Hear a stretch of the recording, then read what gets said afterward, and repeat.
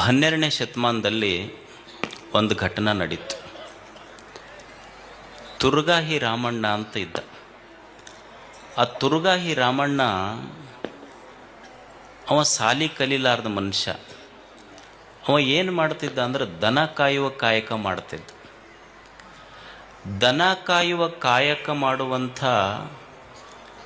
ತುರುಗಾಹಿ ರಾಮಣ್ಣನಿಗೆ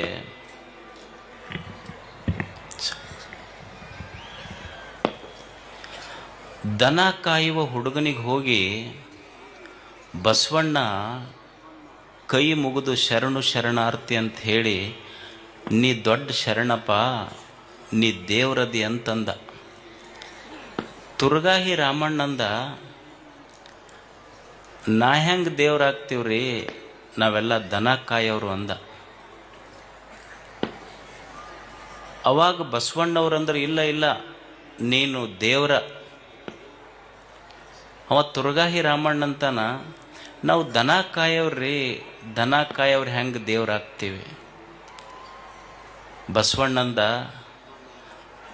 ದೇವ್ರದಾನಲ್ಲ ಅವ ಜನ ಕಾಯ್ತಾನ, ನೀ ದನ ಕಾಯ್ತಿ, ವ್ಯತ್ಯಾಸ ಇಷ್ಟೇ, ಕಾಯವ್ರು ದೇವರಾಗ್ತಾರೆ, ಜನ ದನ ಪ್ರಶ್ನೆ ಇಲ್ಲ. ಅದಕ್ಕೆ ಕಾಯುವವರು ದೇವರಾಗ್ತಾರೆ. ಇಂಥದ್ದೇ ಒಂದು ಘಟನೆ ದೇವದುರ್ಗ ತಾಲೂಕಿನಲ್ಲಿ ನಡೀತು. ಒಂದು ಕೋತಿಗುಡ್ಡ ಅಂತ ಸಣ್ಣ ಹಳ್ಳಿಯಲ್ಲಿ ರಮೇಶ್ ಬಲ್ಲಿದನ್ನುವಂಥ ಒಂದು ಹುಡುಗ ದನ ಕುರಿ ಕಾಯ್ಕೊಂತಿದ್ದ. 12ರಿಂದ 15 ವರ್ಷದೊಳಗೆ. ಅವನು ಸಾಲಿಗೆ ಹೋಗಿಲ್ಲ, ಅಕ್ಷರ ಕಲ್ತಿಲ್ಲ.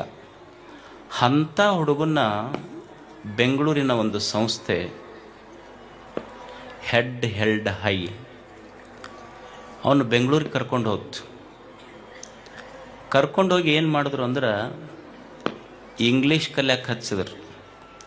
ನಾವೆಲ್ಲ ಇಂಗ್ಲೀಷ್ ಪೀರಿಯಡ್ ಇದ್ದರೂ ಹೊರಗೆ ಓಡಿ ಬರೋ ಮಂದಿ ನಾವು.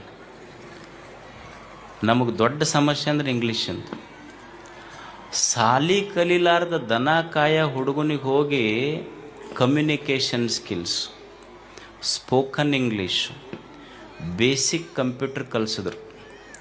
ಸುಮಾರು 6 ತಿಂಗಳಿಂದ 1 ವರ್ಷದೊಳಗೆ ಒಟ್ಟ ಸಾಲಿ ಕಟ್ಟೆ ಹತ್ತಲಾರ್ದ ಹುಡುಗ ಇಷ್ಟು ಚಲೋ ಇಂಗ್ಲೀಷ್ನಾಗ ತಯಾರಾದ್ನಲ್ಲ.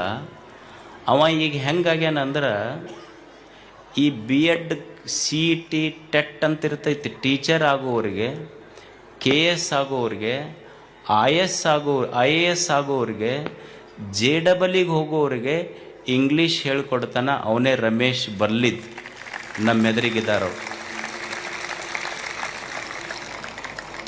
ಸಾಲಿ ಕಲೀಲಾರ್ದ ಮನುಷ್ಯ, ಸಾಲಿ ಕಟ್ಟಿ ಹತ್ತಲಾರ್ದ ಮನುಷ್ಯ ಇಷ್ಟು ಚಲೋ ಇಂಗ್ಲೀಷ್ ಕಲ್ತು ಇವತ್ತೆಲ್ಲರಿಗೆ ಇಂಗ್ಲೀಷ್ ಕಲಿಸ್ತಾ ಇದ್ದಾನೆ. ಸುಮಾರು 4ರಿಂದ 5 ಲಕ್ಷ ಮಕ್ಕಳ ಜೊತೆ ಸಂವಾದ ಮಾಡಿದ್ದಾನೆ. ಕರ್ನಾಟಕದಲ್ಲಿ ಹಳ್ಳಿಗಳಲ್ಲಿ ಮಕ್ಕಳಿಗೆ ಈ ಇಂಗ್ಲೀಷಿನ ಭಯ ಹೋಗಬೇಕು ಅಂತ ಸುಮಾರು 700 ಕಾರ್ಯಕ್ರಮಗಳನ್ನು ಮಾಡಿದ್ದಾನೆ. ಅಂಥ ವ್ಯಕ್ತಿ ಅಂದ್ರೆ ಶಾಲೆಯ ಕಟ್ಟೆ ಹತ್ತದೆ. ಇವತ್ತಿಗೂ ನಾ ಕೇಳಿದೆ, ನಿಂದು ಯಾವ್ದಾರ ಸರ್ಟಿಫಿಕೇಟ್ ಏನಾರ ಸಿಗ್ತಾವನ್ನೋ ಅಂತ. ಅದು ಸರ್ಟಿಫಿಕೇಟಿಗೆ ನಮಗೆ ಒಟ್ಟ ಬೆಟ್ಟಿನೇ ಇಲ್ಲರಿ ಅಜ್ಜರ, ನಮಗೂ ಅದಕ್ಕೂ ಅಂದವ. ಸರ್ಟಿಫಿಕೇಟ್ ಇಲ್ಲ, ಆದ್ರೆ ಬಹಳಷ್ಟು ಜನರಿಂದ ಸರ್ಟಿಫೈಡ್ ಆಗೈತೆ ಅವನಿಗೆ, ಇವ ಚಲೋ ಇಂಗ್ಲೀಷ್ ಮಾತಾಡ್ತಾನಂತೆ. ಅಂಥ ಒಬ್ಬ ಸಾಧಕ ನಮ್ಮೆದುರಿಗಿದ. ನಮಗೆಲ್ಲ ಉತ್ತರ ಕರ್ನಾಟಕದ ಮಂದಿಗೆ ನಮ್ಮನ್ನು ಹಿಡ್ಕೊಂಡ ಹೇಳೋದು, ನಾವೆಲ್ಲ ಇಂಗ್ಲೀಷ್ ಪೀರಿಯಡ್ ಇದ್ದರೂ ಹೊರಗೆ ಬರ್ತಿದ್ವಿ ನಾವು. ನನಗೆ ಖಡಿ ಸರ್ ಅಂತಿದ್ರು ಇಲ್ಲಿ, SB ಖಡಿ ಅವ್ರು ಅಂತಂದು. ನಾವು ಒಟ್ಟ ಇಂಗ್ಲೀಷ್ ಪೀರಿಯಡ್ ಇತ್ತು ಅಂದ್ರೆ ಹೊರಗೆ ಓಡಿ ಬರ್ತಿದ್ದೆ. ಒಂದು ದಿವ್ಸ ನನ್ನ ಹಿಡಿದು, ಸ್ವಾಮಿ ನೀ ಕುಂದ್ರಬೇಕು, ನೀನು ಇಂಗ್ಲೀಷ್ ಪೀರಿಯಡ್ನಾಗ ಅಂತ ಕುಂದ್ರಿಸಿದ್ರು ನನಗೆ. ನಿಮಗೆ ಆಶ್ಚರ್ಯ ಅನ್ನಿಸ್ಬೋದು, ನನಗೆ BA ಫೈನಲ್ ಇಯರ್ ಪಾಸ್ ಆದಮೇಲೆ ಒಂದು ಇಂಗ್ಲೀಷ್ ಸೆಂಟೆನ್ಸ್ ಫುಲ್ ಸ್ಟಾಪ್ ಬಂತು ಅಂದ್ರೆ ನೆಕ್ಸ್ಟ್ ಕ್ಯಾಪಿಟಲ್ ಬರಿಬೇಕು ಅನ್ನೋದು BA ಫೈನಲ್ ಇಯರ್ ಆಗಿಂದ ಗೊತ್ತಾಗೈತೆ ನಮಗೆ. ನಾವು ಹೆಂಗೆ ಇಂಗ್ಲೀಷ್ ಪಾಸ್ ಮಾಡಿದ್ವಿ ಗೊತ್ತಿಲ್ಲ, ಮತ್ತು ನಮ್ಮನ್ನು ಪಾಸ್ ಮಾಡಿದ ಟೀಚರು ಅಷ್ಟ ಶಾಣ್ಯರಿದ್ರೆ ಕಾಣ್ತೈತೆ. ಅವು ಒಟ್ಟ ಮಾಡಿ ದಬ್ಬದ್ರೆ ನಮಗವ್ರು ಅಷ್ಟು ದುಬಾರಿ ನಮಗದು. ನಮ್ಮ ಮಗಳ ಸರ್ ಅಂತಿದ್ರು ಇಲ್ಲಿ, TV ಮಗಳಾದ ಗುರುಗಳು, ಅವ್ರೊಂದು ತಮಾಷೆ ಹೇಳ್ತಿದ್ರು ನಮಗೆಲ್ಲ ಟ್ಯೂಷನ್ಗೆ ಹೋದಾಗ. ಒಂದು ಹುಡುಗಿತ್ತಂತ, ಅವನಿಗೆ ಭಾಳ ಕಷ್ಟಪಟ್ಟು ಸರ್ ಕಲಿಸ್ತಿದ್ರಂತ.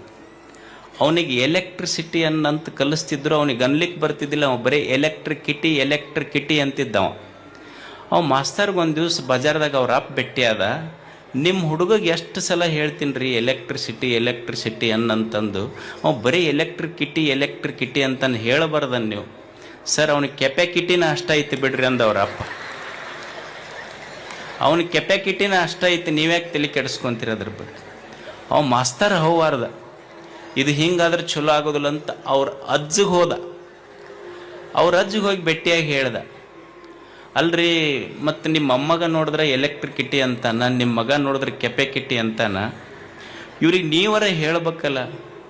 ಸರ್ ಅವು ಮಳ್ಳದವು, ಎಂದೂ ಯೂನಿವರ್ಸಿಟಿ ಕಟ್ಟಿನೇ ಹತ್ತಿಲ್ಲ, ಅವಕ್ಕೇನು ಗೊತ್ತಾಕೈತಂದ. ಅವು ಒಂದು ದಿವ್ಸ ಯೂನಿವರ್ಸಿಟಿ ಕಟ್ಟಿ ಹತ್ತಿದ್ರೆ ಗೊತ್ತಾಕೈತೆ ಅವು.